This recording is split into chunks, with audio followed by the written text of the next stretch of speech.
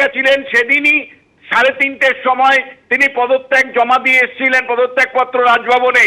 আর এই মুখ্যমন্ত্রী মানে একেবারে বলা যায় সমস্ত স্তরের মানুষের প্রত্যাখ্যান হয়েছেন, মানুষের দ্বারা প্রত্যাখ্যিত হয়েও তিনি যেভাবে নির্লজ্জর মতন একটা সাংবাদিক সম্মেলন করে জানাচ্ছেন যে আমি হারিনি, আমি পদত্যাগ করব না। এবার কিন্তু সাধারণ মানুষ কিন্তু যারা ভোট দিয়ে এই সরকারকে অপসারণ করেছে, মমতা বন্দ্যোপাধ্যায় নিজে পরাজিত হয়েছেন। এই একটা জিনিস আপনার থেকে জানতে চাইছি, একেবারে স্পষ্ট বলছেন মমতা বন্দ্যোপাধ্যায় আমি পদত্যাগ করব না, মমতা বন্দ্যোপাধ্যায় পদত্যাগ করবেন না বলছেন, এক্ষেত্রে কি হতে পারে? সংবিধানে কি সংস্থান আছে?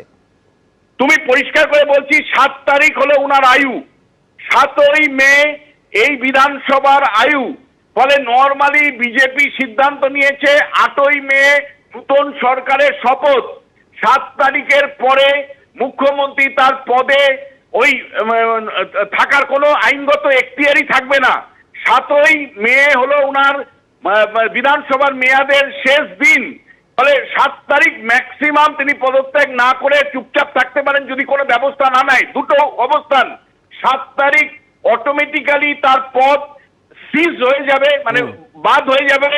আর না হলে তার আগে রাজ্যপাল যদি মনে করেন যে তিনি অগণতান্ত্রিক স্বৈরাচারী মানসিকতার পরিচয় দিচ্ছেন, ভারতীয় গণতন্ত্রের পক্ষে যা বিপজ্জনক। বেশ, বিশ্বনাথ, অনেক ধন্যবাদ আপনাকে। আমি যোগাযোগ করতে পেরেছি বিজেপির প্রধান মুখপাত্র দেবজিৎ সরকারের সঙ্গে। দেবজিৎ, তোমার জন্য একবার শোনাবো মমতা বন্দ্যোপাধ্যায় কি বলেছেন আজকে সাংবাদিকদের মুখোমুখি হয়ে। কেন, কিসের জন্য? আমরা তো হারিয়ে নিয়ে যাবো। হারলে আমি যদি শপথ দিতে যেতাম তাহলে আমি রেজিগনেশনটা করতাম। এখন তো কোয়েশ্চেন ডাজন্ট অ্যারাইজ। জোর করে দখল করে যদি কেউ মনে করে যে আমি কি রেজিগনেশন দিতে হবে, নো, নট দ্যাট।